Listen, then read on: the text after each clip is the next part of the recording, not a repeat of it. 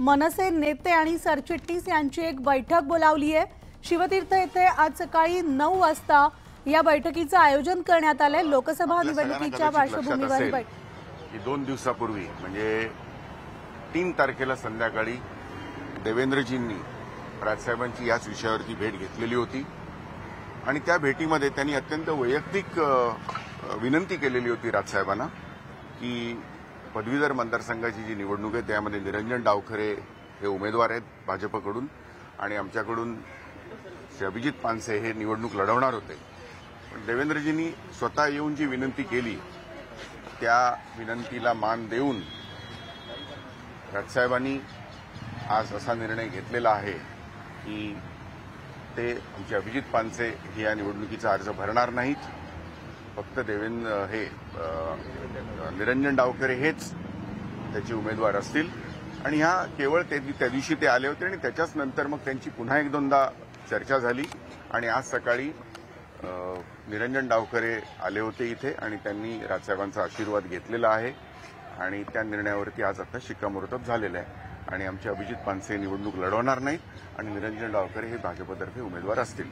तुम्ही त्यांना समर्थन देणार का? या बाबतीतही बिनशर्त पाठिंबा कायम राहणार आहे? असं आहे की त्याबद्दल राजसाहेब स्वतः बोलतीलच, पण एक गोष्ट लक्षात आहे की अशा पद्धतीची गोष्ट वारंवार मात्र होणार नाही हे त्यांनी तितकंच सांगितलेलं आहे की देवेंद्रजींनी ज्या पद्धतीने विनंती केली त्याला मान देऊन हे जरी झालं असतं तरी आमचा स्वतंत्र पक्ष आहे आणि विविध निवडणुका येत असतात, त्यामुळे या वेळेला जे काही जो दिलेला आहे की आम्ही उमेदवारी लढवत नाही आहोत हे जरी खरं असलं तरी अशा पद्धतीची गोष्ट वारंवार होणार नाही हेही त्यांनी सांगितलेलं आहे। सर, सातत्यानं बघायला गेलं तर बिनशर्त पाठिंबा असेल किंवा आज उमेदवारी मागे घेणं असेल तर सातत्यानं मनसेच्या बाबतीत का होत्या? या निर्णयापर्यंत काय यावं लागतं? असं नाहीये, राजकारणामध्ये बऱ्याच वेळेला अनेक गोष्टी अशा असतात की त्याच्यातून पक्षासाठी म्हणून होणारा जो फायदा आहे तो कालांतराने दिसत असतो।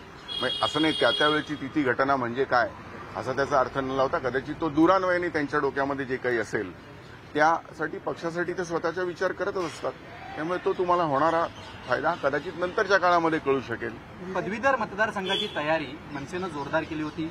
मनसे अध्यक्ष राज ठाकरेंनी स्वतः लक्ष घातलं होतं।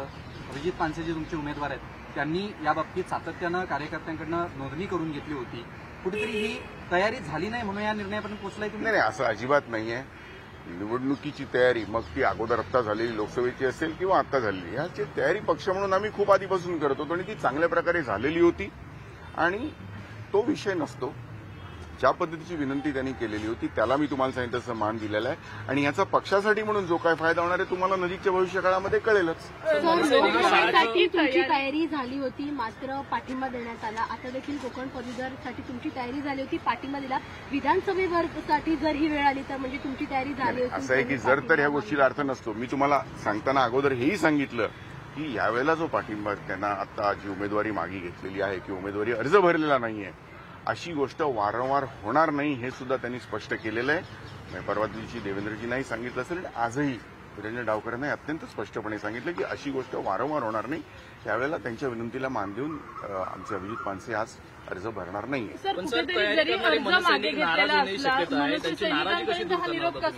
कारण तयारी मैदानावरती सुरू झाली। तुम्हाला जर लक्षात असेल तर महाराष्ट्र नवनिर्माण सेनेचा मनसैनिक हा राजसाहेबांच्या आदेशाचं तंतोतंत पालन करत असतो आणि त्याचा राजसाहेब जे काही निर्णय घेतात त्यावरती पूर्ण विश्वास असतो, त्यामुळे अशा पद्धतीची शंका जी तुम्हाला येते ती मनसैनिक येते असं मला वाटत नाही। ज्यावेळेला बिनशर्त पाठिंबा दिला होता त्यावेळेला अनेक कार्यकर्त्यांमध्ये उघडपणे नाही पण नाराजी होती। आता तुम्ही हा निर्णय घेतलाय, कुठेतरी कार्यकर्त्यांना गृहीत धरलं जाते मनसेकडे? मला असं वाटत नाही। मी तुम्हाला सांगितलं राजसाहेबांच्या निर्णयावरती आमच्या सर्व महाराष्ट्र सैनिकांचा पूर्णपणे विश्वास असतो। ते जे काही करत असतात ते पक्षहिताचं असतं, कदाचित त्यावेळेला ते लक्षात येत नसेल पण कालांतराने ते होत असतं आणि पक्षाचा फायदा हाच आणि त्या मनसैनिकांचा फायदा हा त्याच्यामध्ये नक्कीच होत असतो, कदाचित तो कालांतराने कळतो। त्यामुळे असं मला वाटत नाही अजिबात की याच्यामध्ये मनसैनिकांचा कुठे नाराजीचा प्रश्न येतो। आमचा मनसैनिक हा राजसाहेब जे सांगतात त्या आदेशाचं तंतोतंत पालन करत असतो, आजही करतो, कालही करतो आणि उद्याही करत राहील। राज ठाकरे दिल्लीत उपस्थित राहणार नाही याची कल्पना नाही। आता ही जे आपण बोलतोय हे केवळ या आजच्या निवडणुकीच्या संदर्भात बोलतोय त्यामुळे असं काही ते नंतरचं काय ती पुढची गोष्ट आहे. जरी या निवडणुकीमध्ये अर्ज मागे घेतलेला असला तरी पर्यायी आपण व्यवस्था किंवा पर्यायी आणखीन काही बोलणी झालेली आहेत का की जिथे त्यांचं पुनर्वसन होऊ शकेल किंवा एकूणच मनसेला तिथे पुढे स्थान मिळू शकेल?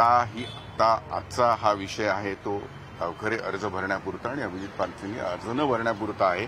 त्यामुळे इतर सगळ्या गोष्टी या कालांतराने जसे येतील तसंच आपण त्यावर बोलूच. प्रसादजी, ज्या पद्धतीनं तुम्ही मनसेअध्यक्ष राज ठाकरेंची भेट घेतलात, खरं तर महायुती म्हणून सगळे एकत्र होतात, तुमची जी काही मध्यस्थी आहे त्याला यश आलंय म्हणायचं? मला असं वाटतं की आजच्या या दिवशी माननीय देवेंद्रजींच्या विनंतीला मान ठेवून सन्माननीय राजसाहेबांनी कोकण पदवीधर मतदारसंघासाठी निरंजन डावखरे यांना पाठिंबा दिला. त्यासाठी प्रथमतः मी त्यांचं मनापासून आभार मानतो. सन्माननीय मनसे नेते नितीन सरदेसाई आणि स्वतः उमेदवार असलेले अभिजित पानसे माझे मित्र, त्यांचे देखील आभार मानतो.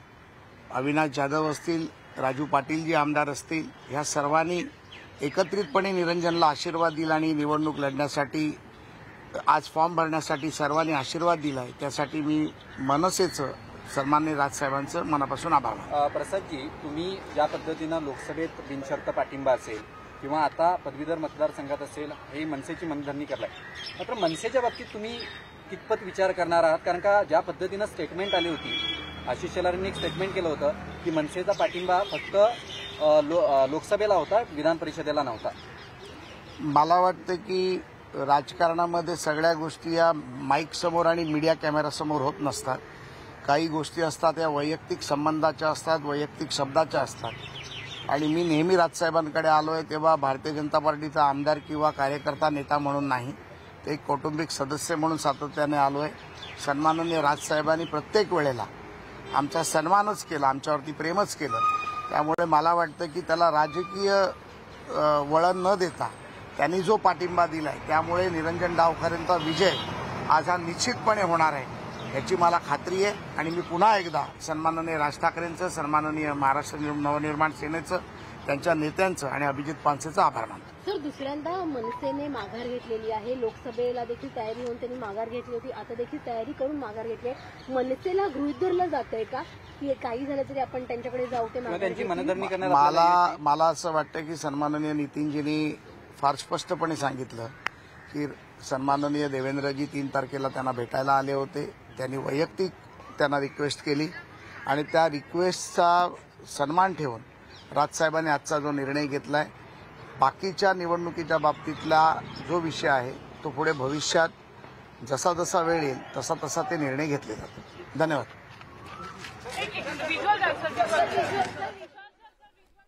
तर आत्ताची या क्षणाची सगळ्यात मोठी ब्रेकिंग बातमी ती म्हणजे कोकण पदवीधर मतदारसंघातून मनसेनं माघार घेतलेली आहे. राज ठाकरे यांनी भूमिका घेतलेली असून देवेंद्र फडणवीस यांच्यासोबत झालेल्या चर्चेनंतर मनसेच्या वतीनं हा निर्णय घेण्यात आल्याचं नितीन सरदेसाई यांनी नुकतंच जाहीर केलेलं आहे. तर अभिजित पानसे आज आपला उमेदवारी अर्ज भरणार नाहीत. सगळ्यात आधी ही जी उमेदवारी कोकण पदवीधर मतदारसंघामधनं जाहीर झाली ती मनसेकडून अभिजित पानसेच्या नावांची घोषणा झाली होती. मात्र आज ज्या दिवशी फॉर्म भरला जाणार आहे त्या दिवशी अभिजित पानसेंनी माघार घेतल्याचं मनसेकडून सांगण्यात येतंय. त्यामुळे ही लढत आता शिवसेनेचे संजय मोरे आणि भाजपकडनं निरंजन